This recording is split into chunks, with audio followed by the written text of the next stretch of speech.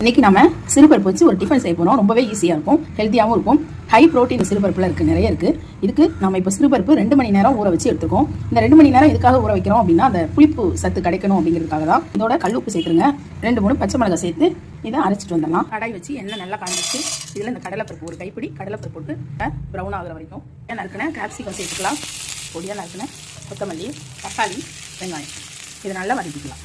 இப்போ இது நல்லா ப்ரௌனாக வதங்கிடுச்சு. இப்போ இதை இந்த சிறுபருப்பு அரைச்சி வச்சுருக்கோம் இல்லையா, அதோட கலந்துடலாம். நம்ம எல்லாத்தையும் கலந்து விட்டுலாம். கொஞ்சமாக தண்ணி கலந்தாச்சு. சிறுபருப்பு நீங்கள் நல்லா பேஸ்ட் மாதிரி அரைச்சிக்கலாம், குறப்பாகவும் அரைச்சிக்கலாம், உங்கள் விருப்பம் தான். 1 ஸ்பூன் பேக்கிங் பவுடர் 1 ஸ்பூன் சேர்த்துருக்கோம். இதோட நாம் இப்போ போட்டு எடுத்துடலாம். இதை நீங்கள் தோசைக்கல்லையும் போட்டு எடுக்கலாம், இந்த மாதிரி பனியார சட்டிலையும் போட்டு எடுத்துக்கலாம், விட்டுடலாம். இது வேகட்டும். எல்லாமே திருப்பியாச்சு. சூப்பரான ப்ரௌனாக சாஃப்டான கிறிஸ்பியான சிறுபருப்பு பலகாரம் ரெடி. இது நீங்கள் தோசை தவாவில் போட்டிங்கன்னா டிஃபன் ஆகிடும், இதில் போட்டிங்கன்னா ஸ்நாக்ஸ் ஆகிடும்.